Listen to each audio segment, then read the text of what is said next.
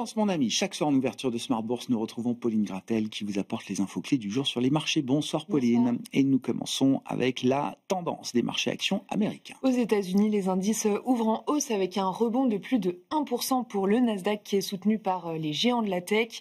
Le Nasdaq qui s'apprête d'ailleurs à clôturer un mois d'octobre positif de plus de 4%. Le S&P 500 et le Dow Jones sont dans le vert en octobre de l'ordre de 2%.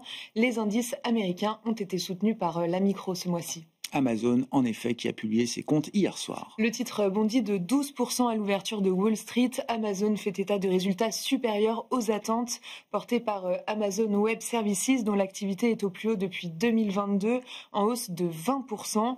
Le bénéfice net global d'Amazon progresse à plus de 20 milliards de dollars et les ventes sont en hausse de plus de 10%. Les perspectives qui comprennent les fêtes de fin d'année sont solides. Oui, effectivement, perspectives et résultats d'Amazon qui sont particulièrement salué par les investisseurs, un titre qui n'avait rien fait jusqu'à présent depuis le 1er janvier. Et puis on notera la publication très solide d'Apple avec une réaction sur le titre un peu moins forte quand même que celle d'Amazon. Oui, parce que le titre est à l'équilibre dans les premiers échanges. Ce qui est salué, ce sont surtout les perspectives de vente grâce à l'engouement autour de l'iPhone 17. Apple anticipe un trimestre de fin d'année record et enregistre une hausse de 20% de ses bénéfices à 112 milliards de dollars sur son exercice fiscal 2024-2025 clos en septembre. Pour rappel, mardi, on en avait parlé, Apple est devenue la troisième entreprise après Nvidia et Microsoft à valoir plus de 4 000 milliards de dollars. Et puis tout autre secteur qui commence à publier ses résultats aux États-Unis, le secteur pétrolier avec Chevron et ExxonMobil. ExxonMobil dépasse les attentes des analystes pour le 6e trimestre consécutif. La baisse des prix du pétrole est compensée par une augmentation de sa production en Guyane notamment. Le groupe annonce aussi un programme de rachat d'actions.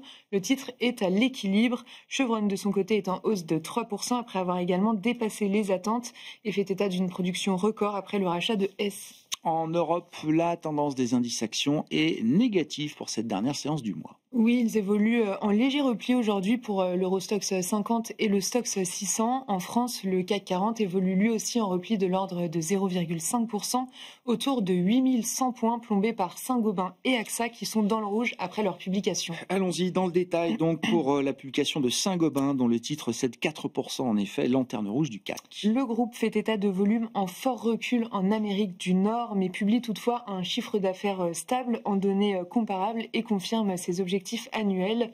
AXA, de son côté, cède plus de 3%. L'assureur fait mieux qu'attendu, mais Barclays part d'une publication difficilement excitante et Citi la juge sans particularité. Un petit mot de la macro également avec les dernières estimations d'inflation pour la zone euro.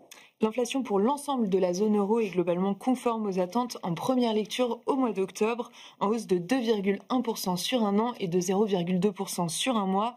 En version cœur, elle s'établit à plus 2,4% sur un an, légèrement supérieure aux attentes. Que dire des grands équilibres observés sur les autres marchés, à commencer par les marchés obligataires, Pauline? En Europe et après la publication de l'inflation, rien à signaler sur le 10 ans allemand qui est stable autour de 2,65%. Aux États-Unis, le rendement à 10 ans se stabilise également après sa hausse d'hier à 4,10%. Sur le marché des changes, le dollar est stable face à un panier de grandes devises et l'euro-dollar se traite autour de 1,1550. Quel est le programme qui nous attend la semaine prochaine ? On prendra connaissance la semaine prochaine de la décision de la Banque d'Angleterre. Les PMI manufacturiers et services sont attendus pour la zone euro. Côté américain, le shutdown se poursuit depuis maintenant 31 jours. La semaine prochaine aurait dû être celle de l'emploi du mois d'octobre. Côté résultats, on attend ceux de Palantir, AMD, Novo Nordisk, Bouygues ou encore Téléperformance. Tendance, mon ami, chaque soir en ouverture de Smart Bourse, Pauline Gratel vous apporte les infos clés du jour sur les marchés.